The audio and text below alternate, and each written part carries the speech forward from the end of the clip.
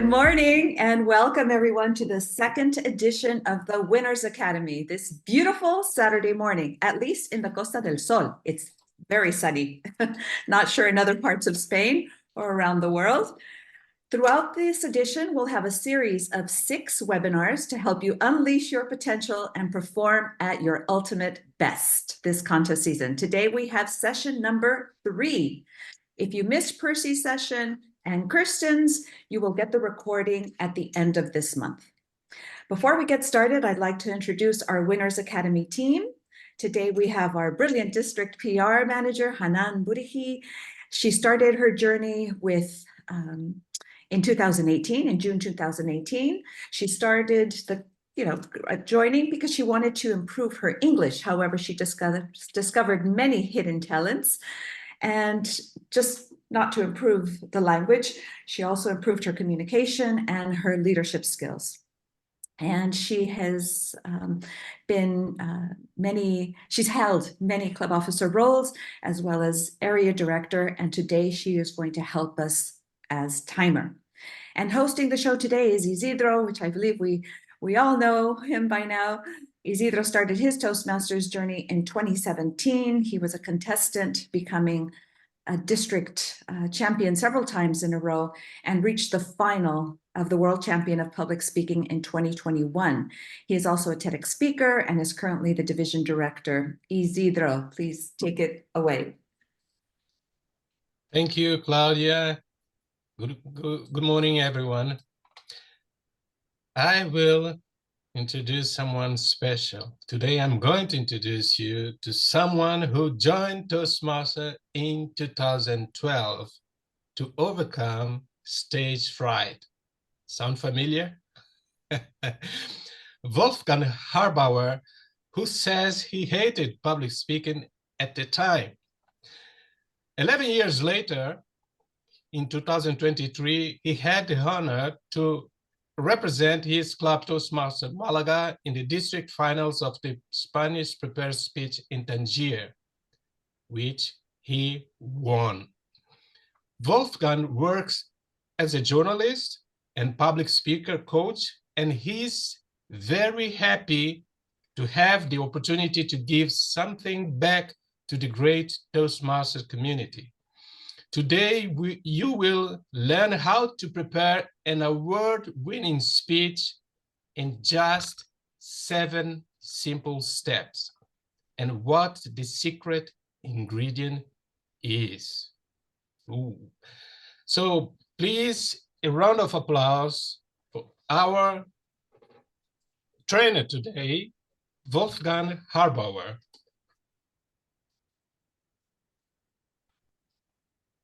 Thank you very much, Isidro, for that nice introduction. Let's start away with a question. How do you win a Toastmasters contest? I have no idea. I don't know. You know, there are the judges, there is the audience, there is the room, there is the tech. Oh, everything which can go wrong with the tech.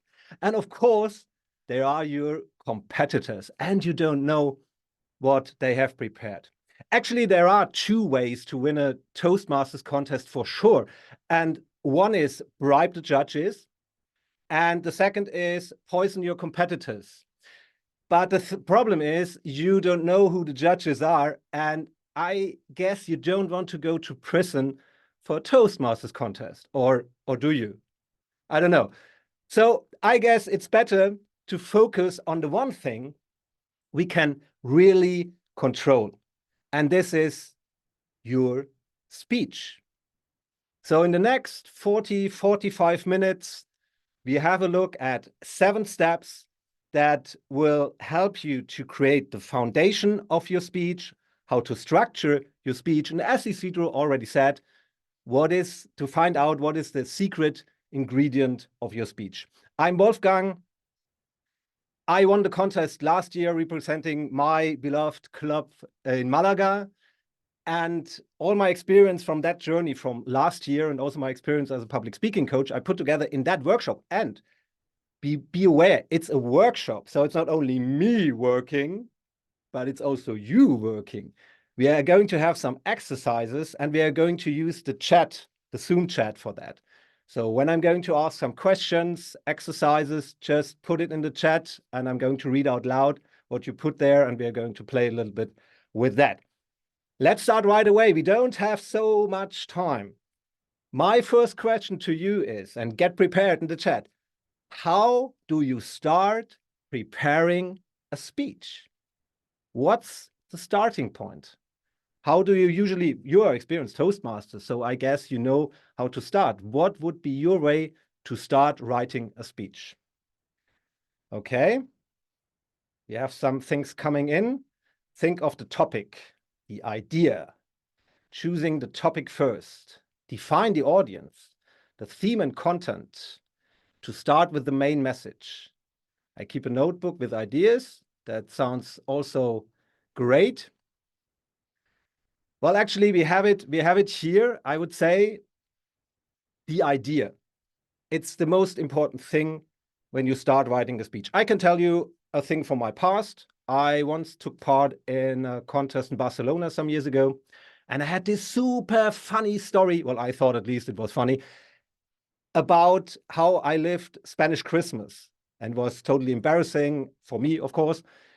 But the thing is, it didn't have any message because I hadn't thought about the idea, what I wanted to transmit. And this is the first thing you have to do, and where you have to invest some time. I think you have to have clear where you want to lead your audience, because if you don't have that one idea clear, how will the audience understand it?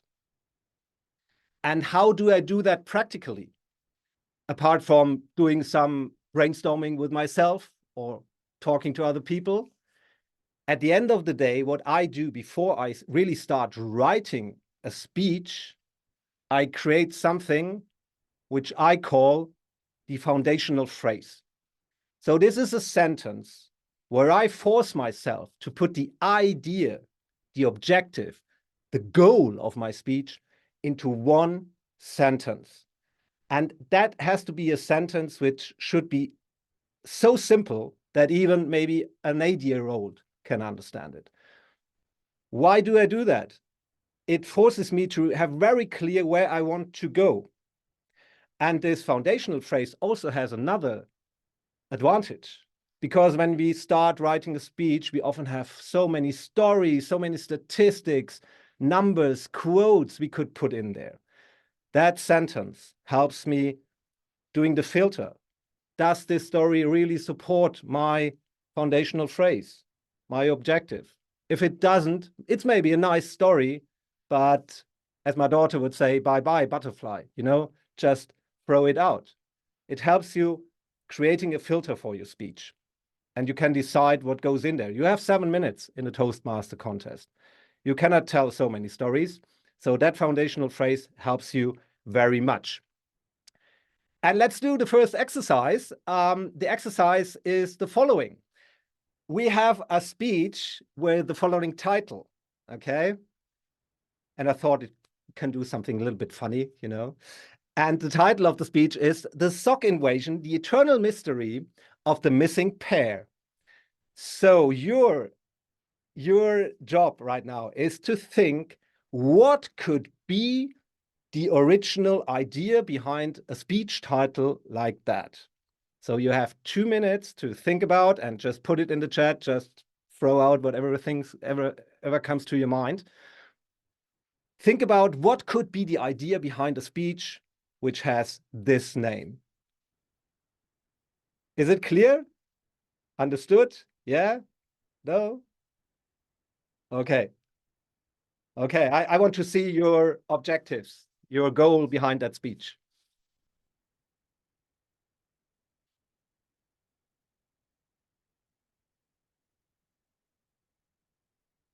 And as it always is in Toastmasters, you can't do anything wrong. It's more about a little bit of brainstorming to do that exercise to discover what is behind that idea to create this foundational phrase.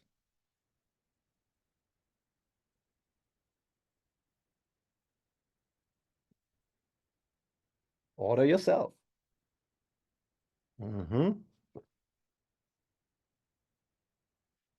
Okay. Somebody put his email, Ali.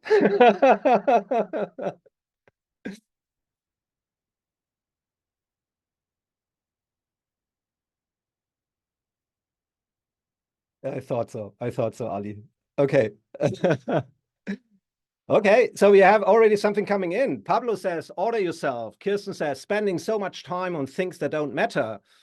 It is something common to us all. Definitely you can. Okay, the law of disappearing things. Let go of perfection. Yeah, I think that those are great ideas. Let go of perfection. It's a very short thing, but if you think about that as an idea of a speech, it's perfect. The invasion of dating app to find your missing pair. Okay. Okay. Wow. Okay. Okay. That's great. I experiment. I'm a Miss Sock. Okay. Be patient. It always comes up. Trust life. Okay.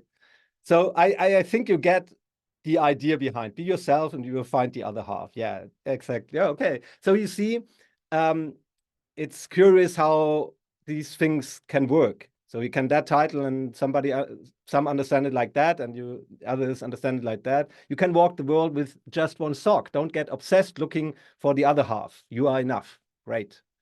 Yeah. Now, for example, this is a good from Jose. It's a great example where I would say, okay, that's great, the idea, but try to fit it into one sentence. So think about it again. Make it a little bit, sharpen it a little bit more. This is where you can control yourself and say, okay, do I have really clear that idea? Because the clearer you have it, the better will be the message and the outcome of your speech. Okay, nobody looks if your socks match. Okay. Okay, yeah, that's true too. Okay, great. So I think you get the idea what I'm talking about. So let's have a look at the next step. What be the next step? We are going to look now. Now we have our idea clear. Now we are going to write the speech. And I'm going chronologically. It's true when I write a speech, maybe I don't start with the beginning, but so it's more understandable what we are going to do today. We start with the beginning of a speech. What is the important thing at the beginning? And you are all Toastmasters, and I don't tell you something really new here. You have to start with a bang, especially in a contest. You know, there are maybe 5, 6, 7, 8 others, and you have to grab the attention of your audience. I compare that also to that TikTok thing. I don't know if you heard about TikTok. I guess yes, with these short videos. And there they say you have 3 seconds to capture the attention of your audience. If not, they just swipe you away. In Toastmasters, the world is not so cruel.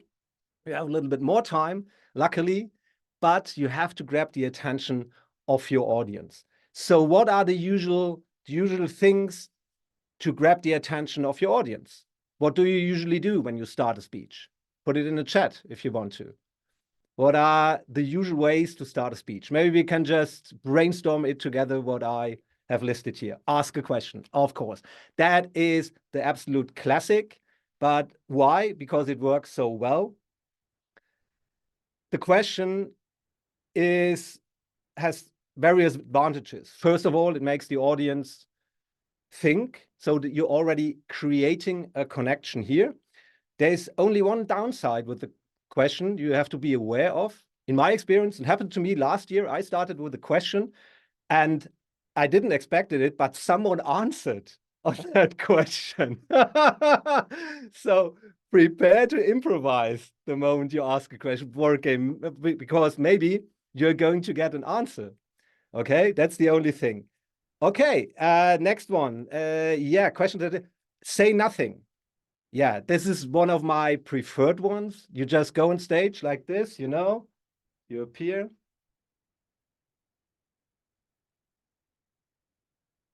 And you say nothing.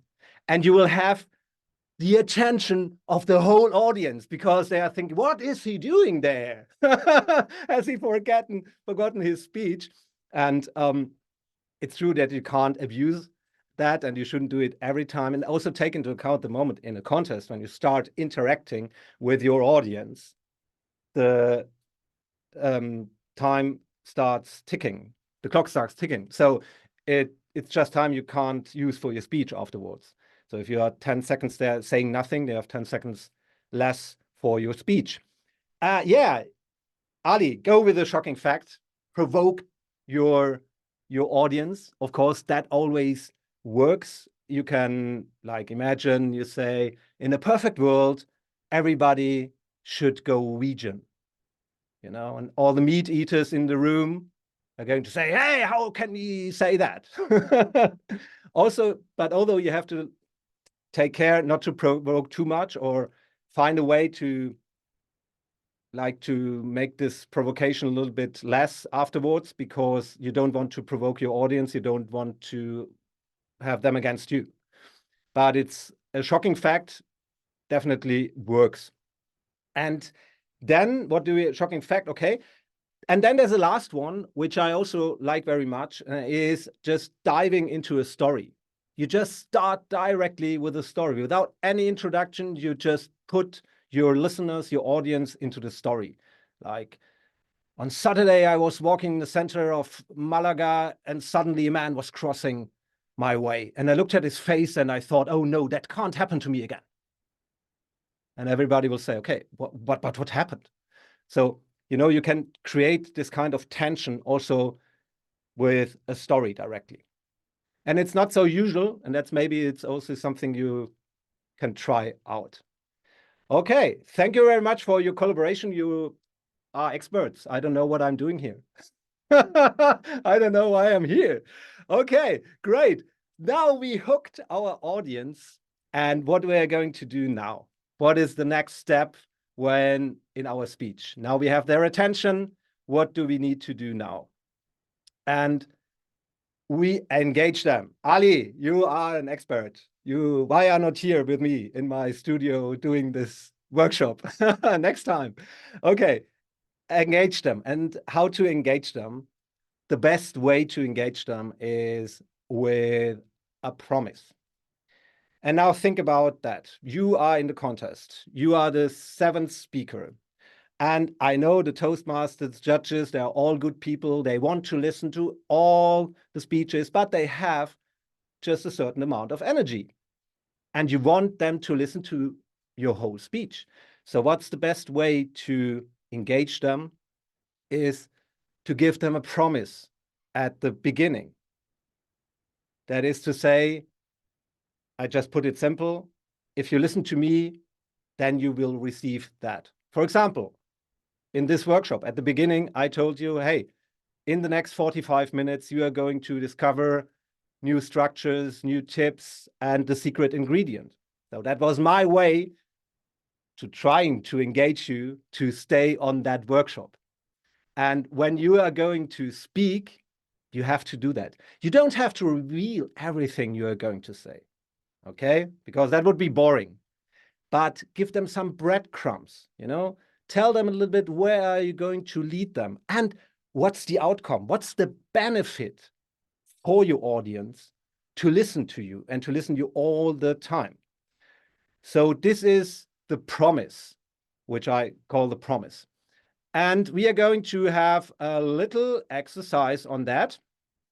And the exercise is, again, a speech title I invented. And the speech title is Living on Mars, the Future of Space Colonization.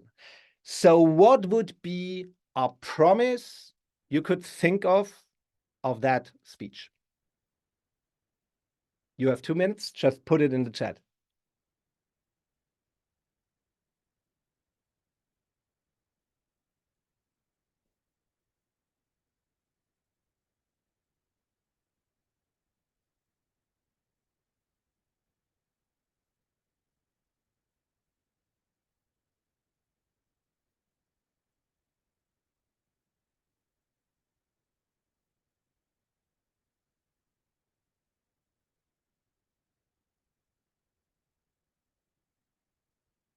Okay, So Maria said, by the end, you will have all the information you need to decide if you want to move to Mars. In Mars, you can give a Toastmaster speech as, as long as you want. No cards. Nobody cares. Okay. A new beginning, a new life. Start a new life. Okay. For those thinking of retiring early in life, we have a few tips on how to do it. Our life in the earth finished, we destroyed, we need to find another place. Finally, you will have your own chalet for 20,000 euro. Okay. I will share with you the story of surviving. Okay. Yeah. If you don't miss any step, you will be one amongst the luckiest to make it to Mars. Yeah, I like that. I like that. At the end of your speech, you can gain tips on preparing your move to Mars. Okay, I see you understand the concept. So you can be very subtle with that, but give them some promise, some reason to engage to your speech. Always think about the audience. Okay. Yeah, I think I will share with you how you can get all annoying people to go on a different planet. Yeah, that's interesting. That's interesting. I would listen to that. So yeah, nice. Thank you very much for your input. Nice, very good. Okay, nice. Now we have our idea. We have our hook. We have our promise. Now we have to think about the structure. And I don't know if you have been in the workshop of Percy, from Percy last week, which was actually great. It was about evaluation. And he was talking about the number 3 and that he doesn't always recommend to use the 3-point structure. For a speech, from my point of view, for a 7-minute speech for Toastmasters, the 3-point structure is perfect. Of course, you don't have to use it. You can do 2 points or can even just one story and then the outcome. It depends a little bit on what you're going to transmit, but the 3 points work very well in terms of the dynamics of a speech, also to remember the speech, because you have like these 3 points. You have your introduction, like 40 seconds. Then you have bam, bam, bam, 2 minutes of 3 points, and then you have the end of your speech. It helps a lot to use these 3 points. And the funny thing is, the audience maybe just consciously, they don't even notice that you are going to use or that you are using 3 points. I'll give you an example. Last year in my speech, in the Spanish speech, I used this 3-point structure. And when I was talking to some Toastmasters, they all said, oh, okay, I didn't notice. And it doesn't matter, you know, it was for me actually. And on some level, they perceive it. They perceive there is a structure, you know. So think about that when you create your speech. 3 points is great. Of course, if you want to break the rule, break it. I don't say you have to do that, but it helps a lot, especially if you're not so experienced. It gives you a very good structure. But most important, use a structure. You know, you have to be very aware. Okay, it's a 2-point structure, it's a 4-point structure, it's a 3-point, it doesn't matter. But you have to have a structure, because if you haven't, the audience will get lost. That can I assure you. Okay, so actually we already are finishing our speech right now. We have the structure, and what is the last thing? You know that. What is the last thing? Put it in the chat. When you finish your speech, what is the end, the conclusion? Okay. What else? More ideas. Closing and call to action. The final point.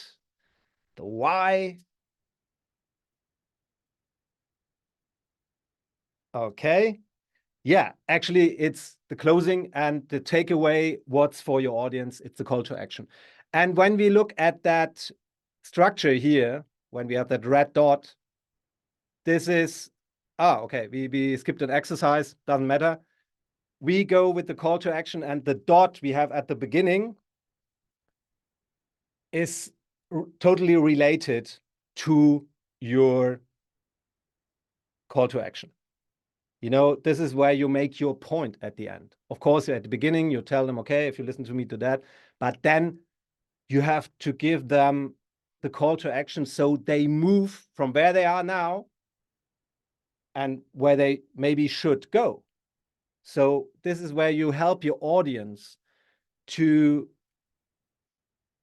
well, you tell them what they can think or do, act on. This has to be very clear. And again, from my own experience, I had speeches where I thought, okay, I'm going to inspire my audience. And then I didn't tell them what to do at the end. And I was, I thought, okay, why don't they react on that as I thought they should or they could? Because I didn't tell them what to do. And again, an error we do so many times.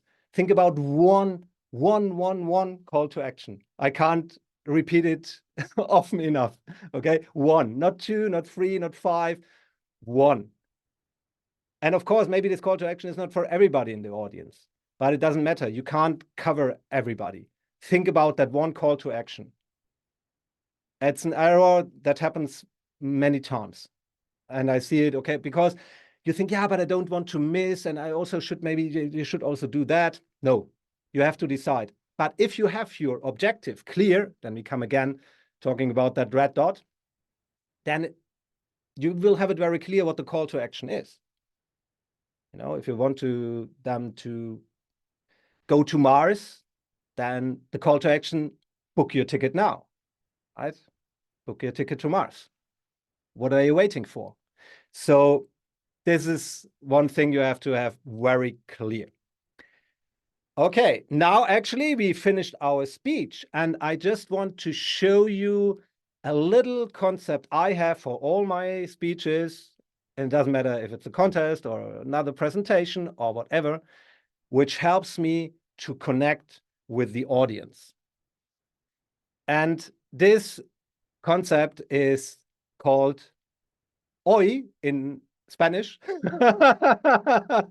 and HOY in English. Okay, so it doesn't have to do anything with Spanish, okay? And what is behind that idea of connecting with your audience? The idea behind that is, first thing is humor. And that doesn't mean that you have to tell a joke or that you artificially have to be funny. Yeah, no, because it's cringe and it doesn't work and they won't connect. They will just think, okay, Wolfgang is not funny, but he pretends to be.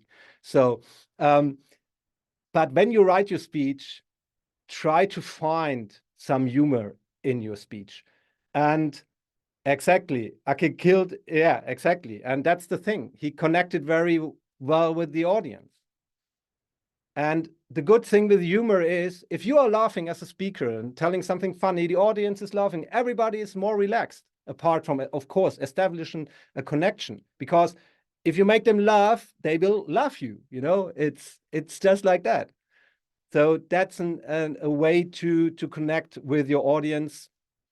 Think about humor in your speech, and a very, very good way to find humor in the speech, and which helps me because I have difficulties to find that humor, is, for example, when you tell a story, think about dialogues in your story. Okay, so you have two persons talking, or you're in a monologue here, right? When you tell that, this is a pretty easy way to find funny dialogues. You know, when you're talking, yeah, he was talking to me, and yeah, I thought, oh man, you know, your thoughts, which are sometimes very stupid. Well, my thoughts are. So just tell them, and then people will connect and they will laugh, you know. That's the way. Okay, what's the O? To be open. I always say, be a little bit vulnerable. Why? Because you don't want to be special when you're talking to your audience. You want to be on the same level. If not, they can't connect. They think, okay, yeah, he's something special. Maybe it works for him, but it doesn't work for me, what he is telling us. And the way to do that is to be open and a little bit vulnerable. Of course, you don't have to tell the audience all your failures of your lives, but When I tell you that I'm lazy, I'm speaking the truth and I'm super lazy. And I guess some of you can connect with me because you are lazy too. And you're procrastinating sometimes. Yeah, I'm sure everybody does that. So it doesn't matter, you know, you can admit it. And then maybe people connect with you because they are think, okay, yeah, he is also lazy. Okay. So think about be open, you know. It is also about transparency, credibility. You don't pretend to be someone when you're a little bit open in your speech. And dare to do it because it creates a connection and it's incredible the effect it has. Yeah. I know you have to take the leap, but yeah, it's worth it. And then the last one, which is for me, yeah, like a secret weapon. And it's all just a small change in your communication. And this is the word you, which for me is the most important word in a speech. And why is that? It's the way how you speak to your audience. Because I can speak to my audience and say, for example, at the beginning of that workshop, in the next 40 minutes, I am going to tell you what you're going to learn. Or I can tell you, you are going to learn this and that. So not talking from your ego perspective, but from the perspective of your audience, and talk directly to them. Talk directly to a person. You know? And also try to avoid, in my experience, the word we. Okay? The we is everybody and is no one. You know who's we? Also, I just talk, when I say we, I just talk for you, and maybe you don't want that. You cannot say, oh, yeah. So if you have a speech prepared and there is the word we various times, have a look at it. And maybe you can change it to a you, because it's much more personal. And everybody in the audience will think, oh, he's talking about me, right? You know, and not about the whole audience. So this is my way, which I actually try to use in every speech, every presentation to connect with the audience. Humor, to be open, vulnerable, and also to use the word you. And then we are already at the secret ingredient. And the secret ingredient is not let's connect on LinkedIn, but of course we can do that, right? So there's a QR code if you want to connect with if you aren't connected yet. We can do that on LinkedIn, but of course the secret ingredient is another thing. The secret ingredient is the speech you give has to be original. And of course it has to be original. But what I mean with that, there must be a reason why only you can give that speech. Why nobody could really copy that speech. It doesn't have the idea, it doesn't have to be super original. Hey, we are in a Toastmasters contest. Many speeches are, I wouldn't say similar, but often the topics are more or less, you know, inspirational and better life and better person. And that's great. But give us a reason why this speech can only be told by you, that can't be copied by anyone else. Think about that story, that fact, whatever. And because it has to be your energy and it has to be your story and it has to be your winning speech. Thank you. And now, thank you. We also have time for some questions, answers. If you want to know some things about speech writing or also some things about the contest itself, feel free. Can't read. Oh, you can't read your my. It's too blurry. Oh, that's not good. I will just put a link on my LinkedIn, and then you can just go from there. One sec. And if you have any questions already, then just Exactly. You can start thinking about your questions. take the opportunity. Any questions? Hanan? Okay, so thank you, Wolfgang, for this amazing session. I just have a question because I'm curious. When you are writing your speech, do you time yourself? Or maybe at the end, when you are finishing the speech, and maybe if it is over than 7 minutes, and then you will take some part or remove some part of it. Thank you. What I usually do when I write a speech, depending on the speed, my usual speed for a 7-minute is like 600, 700 words. And this is what I know. So I know from the beginning that I have to, put it down to 700 words, more or less. Okay. But of course, when I start writing, I usually write more and then I try to get out things. But it's great to know how many words you can use in your speech, depending on there are people who are okay with 900 words, you know. But that's also an important thing. Leave some room for pauses. So don't think, okay, I have to use all that 700 words. And I usually try to go with a little bit less. Yeah. Okay, thank you. We have Okay. a question from Kirsten. If you have any tips for dealing with nerves? Dealing with nerves. Well, actually, I think we are all nervous when we are going to speak. And it's true if you go to the next level and the next level, and it gets worse and worse. For me, I do a small meditation when I'm sitting there. I'm really blending out that there's somebody already doing his or her speech before me, and I don't listen anymore. It's like I'm there, but I'm actually not there. I try to, with breathing, I breathe a lot from my belly. And that's also great because it brings your breathing already into place. When you're going to speak, it's better to breathe from the belly. And this is where I try just to relax. And of course, a good preparation. I think the better you are prepared, the less nervous you maybe are. It's true in the final, well, Isidro, you know that. But it's inevitable, and I think that's okay. You just have to take that nervousness, turn it into positive energy, and use it in your favor at the end.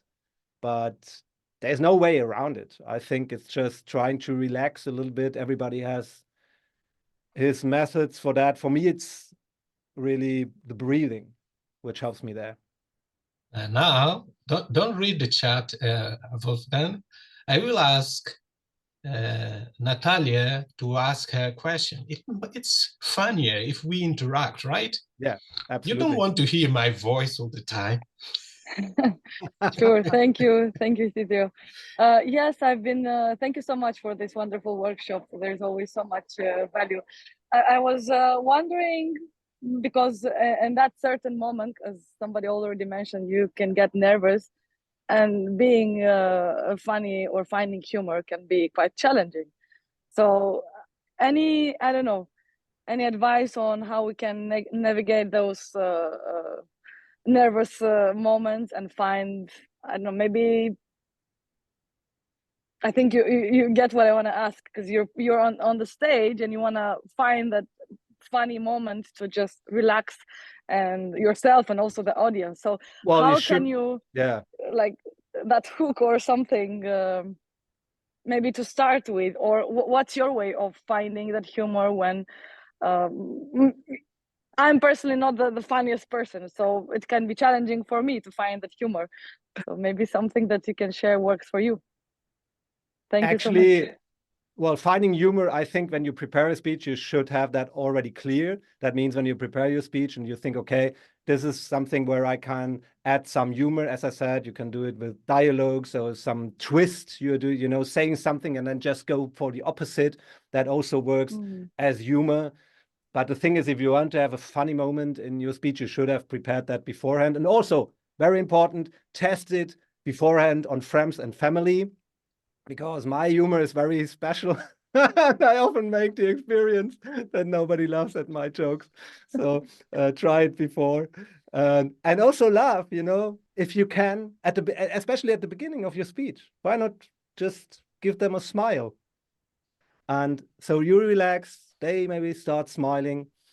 There is no general rule for me, like it depends very much also on the speech, but there are ways, but you have to prepare that beforehand.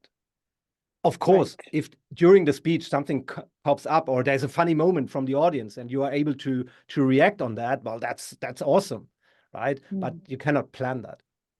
Okay. Sure, So, I get it. more Thank you. questions. Thank you, Natalia. Mohammed, it's your time. German humor. Your turn, I would say. Okay, first, thank you for this amazing presentation. Personally, I have learned a lot, and I have a simple question. So, is it better to memorize the speech or just keep the structure in mind and then improvise? For a contest speech, well, it depends. I don't improvise. I don't improvise in a because I think that every word counts. Of course, sometimes there are changes. Sometimes you even forget.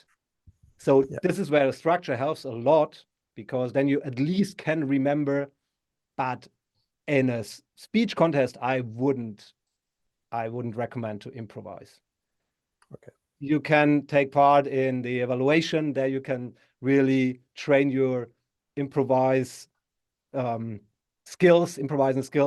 But from my point of view, you shouldn't do that in a contest speech. Okay. It can go well, but it can go very wrong. So risky. Okay, thanks. Claudia? Yes, Wolfgang. So what about the use of props? Because I know that that's tricky. You used a prop, but you had it on you, which I think was brilliant because you didn't have to move anything around. But those that bring items to the table, I don't know. What do you think about that? What are your thoughts? Well, I think that can be a great asset. I think it's also a lot about preparation here, because things can go wrong, of course, because it's like an outside factor and it can just maybe fall down your prop or whatever. There are thousands of things that can happen. So prepare a lot, try a lot, and also think about is it really necessary? Because it's the same with funny stories. Sometimes we have that funny story and we want to put it in there, but it doesn't really match with the goal. So think about a prop. Is it really necessary? Do I really need that? Or can I use it just integrating it into my speech as a word, telling a story about it? But I don't have to, as a speaker, one big part of our job is to create images in the head of our audience using stories. So sometimes it isn't even necessary to bring that prop into the speech. But of course, my recommendation would be prepare a lot, try a lot of things, because many also things can go wrong with a prop. Does that answer your question? Yeah. Simonetta, I think I made a little Italian accent, I hope. Simonetta, it's your turn. Where is Simonetta? Maybe she left? No. Yeah, she may have left. Okay, her question is, actually she started to thank you for great presentation. Can you share some tips about practicing the speech? Practicing the speech. What I do is, okay, what I do when I practice a speech, and especially contest speech, is I record the speech, but only the audio. Okay, only the audio. And then I take that audio and I put it on my radio in my car. So when I'm driving, usually I'm listening to podcasts, but then I'm listening to my speech. And every time I'm in the car, I'm listening to my speech.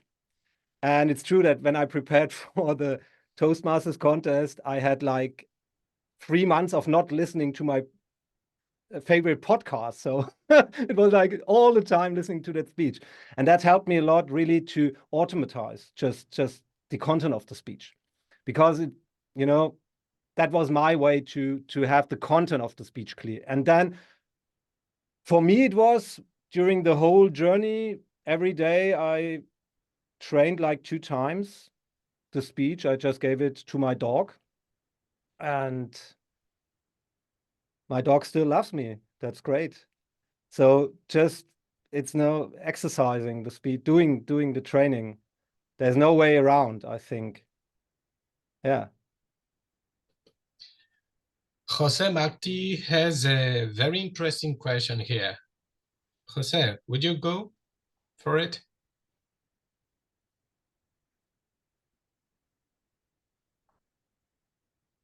Jose Marti, maybe he wants me to read his question. Okay, he can't come. Okay. I find easy to deliver a promise when you have a general topic like the Mars thing or the SOG thing. But some speeches focus on storytelling, like The Power of Words from Mohammed Katani. If you deliver a promise, you uncover the twist at the end. Am I right? Well, that's the thing. For example, I can give you from my last year, I started my speech with the promise that I'm going to tell you a dramatic story of a ship accident, which was only the first part of the story. Okay. But at least I got them hooked already for the next 2 minutes. And then, of course, I had another thing. But the thing is, you have to give them a reason to stay with you during the next. And of course, you don't want to reveal everything. But when I think of that speech, well, he started with the smoking, right?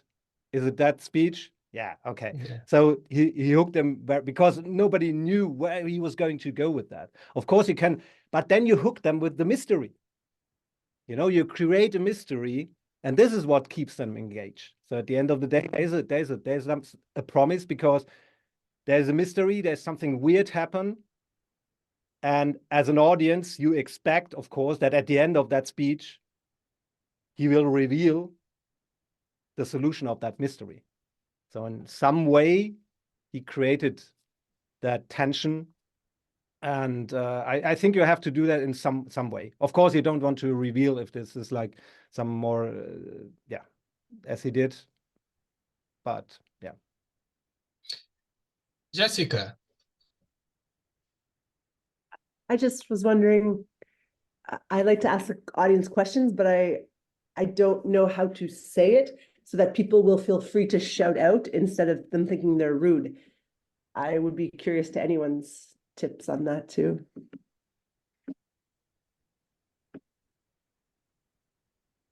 So what is your question? Sorry. How do you signal to the audience that you want them to shout an answer, not just rhetorically think about it?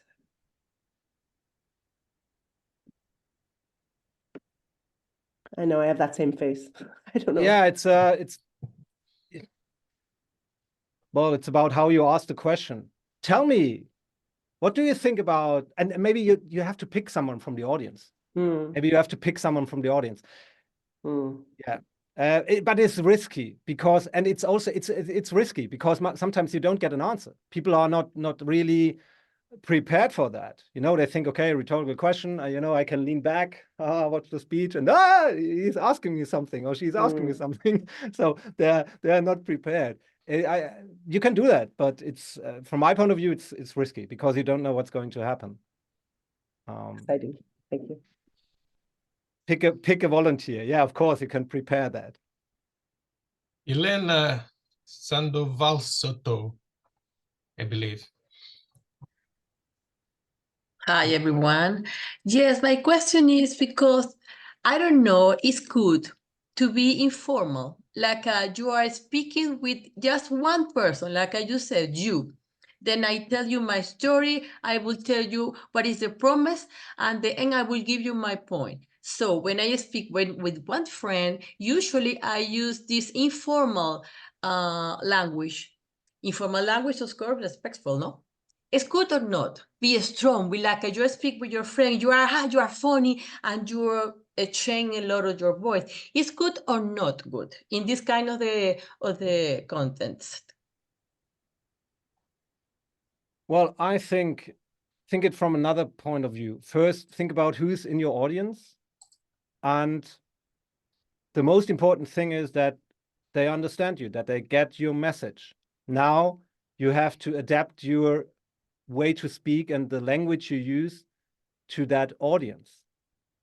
It doesn't make any sense. I give you an example. Imagine you are here in Spain in a club and you are giving your English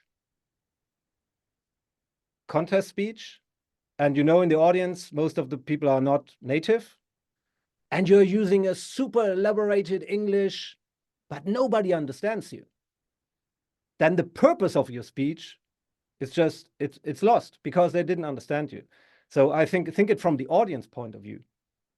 It's not about if the better they understand you, the better they get your message, well, the better is your speech at the end of the day.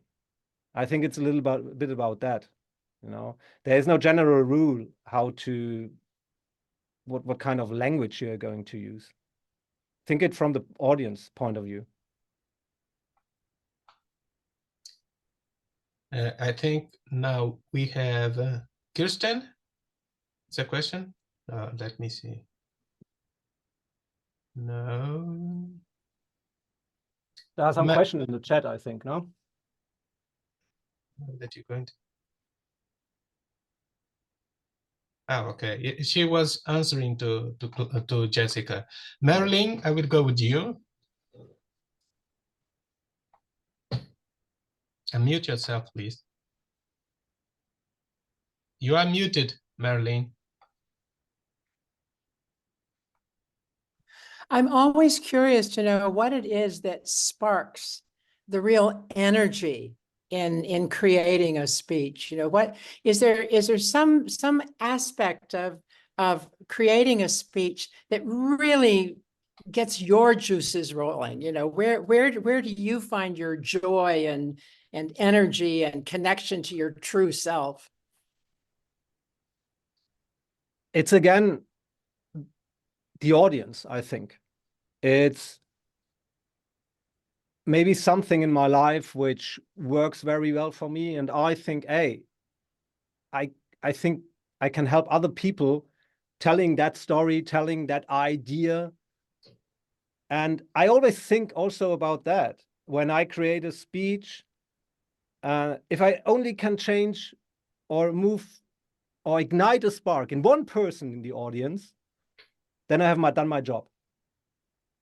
You know, and this is what motivates me at the end, because yeah, I'm talking the things that are moving me, you know, that are important for me. And of course, there has to be some relevance for the audience there. I have to think about that also. But that's my motivation, actually. Yeah. Thank you. We have Roberto Santuccio. Santuccio, yeah. Santuccio. Hey, thank you, first of all, Wolfgang. I mean, yeah, tremendous. There's a lot to learn here and to take. I do have a question specifically talking about contest speeches, right? So Yeah. for the speech that you delivered for the contest, so what you were preparing, when you're thinking, and then when you were delivering it, were you more focused on, you know, delivering the speech and conveying the idea, but then also there's a formal evaluation criteria that the judges need to go through, right? So how do you balance those things? And you focus more on the speech itself, the idea, but then on the evaluation criteria as well? To be honest, I didn't really focus on that. I didn't have that sheet in front of me. Actually, I think the first time I saw it again after not taking part in contests during few years was in the first contest when I was a judge for the evaluation or something like that. So I didn't have it in mind. But of course, as a Toastmaster, we know what's important, you know, what's going to be evaluated. You know, it's not only the content of your speech, it's also your body language, it's all your vocal variety, it's your voice, the connection with the audience. all those things of course you have in mind. So no, I didn't have the sheet in front of me, but of course I was aware what's going to be evaluated. Yeah. Thank you. Thank you. We are already in red. Let me tell you this. I wish when I started competing, I wish we had Winners Academy like this. And Winners Academy is not only for contestants, because the valuable insights we got here is for all presentation that we do in our professional life, is in our private life also. So thank you, Wolfgang, for this amazing tips and very detailed with an approach. Actually, we have to talk. Want to know how you did that two-side things. We have to talk later. Okay. But this is wonderful. What I've learned, and I'm an experienced speaker, what I've learned with Percy, with Kirsten, and today with you, and I'm sure that I will learn with the remaining workshop that we have. It's valuable, and it's a pity that most Toastmasters don't come. But it did their problem. I'm learning, and I'm great. Claudia, I give the virtual floor to you now. Thank you. Thank you. I'm actually going to give the floor to Hanan because she will mention the next workshop, and then I will end the session. So if you can mention the next workshop, please, Hanan. Okay, can I share my screen? Yes, of course. So, hello everyone. So our next guest, I believe everyone knows him. So it's Sulaiman Belhaj. He's from Casablanca Toastmasters Club, and he is the district champion of the French speech contest. So I hope that everyone will come and see him and attend his workshop, because next time it's gonna be a night session. It's gonna be next Tuesday. So I hope that we will meet soon at 9 p.m. according to Spain and Morocco time. And if you know him a little bit, I shared with you the newsletter because he was the voice of the month in October issue. So I hope that everyone can read it. So thank you very much, and I hope to see you soon. Great. Thank you, Hanan. And yes, again, I want to thank Wolfgang, wonderful presentation, and Isidro, Hanan. We're part of the Winners Academy, and we will continue this. As Isidro mentioned, this started last year, and I think it's become a success. We're getting many people very interested. And so again, this is our legacy, District 107 legacy of the Winners Academy. This will definitely continue. And I encourage you to invite, because they are in English. I know some members may not feel comfortable, but encourage all your members to attend. There's no reason not to, really, especially if they're going to be competing. And our aim with this is to help everyone to unleash your potential. And last year we had world champion of public speakers. And this time we decided that we wanted to give the platform to our own District 107 members. Why not? This is, we do this for you. We do this for our district, and maybe we will get other world champion of public speaking, not maybe the number ones, but maybe the ones who came in third place or second place. Why not? But we want to give our members a platform here, so that everybody knows, and so that you can encourage other members. And this concludes this edition, or this session, this seminar, this webinar, number 3. So off to number 4. Thank you. Thank you. Thank you. Thank you, everyone. Thank you. Thank you, guys. Thank you very much. Thank you. Bye-bye. Bye. Thank you. Bye. Thank you. Thank you. Bye. Thanks to all of you.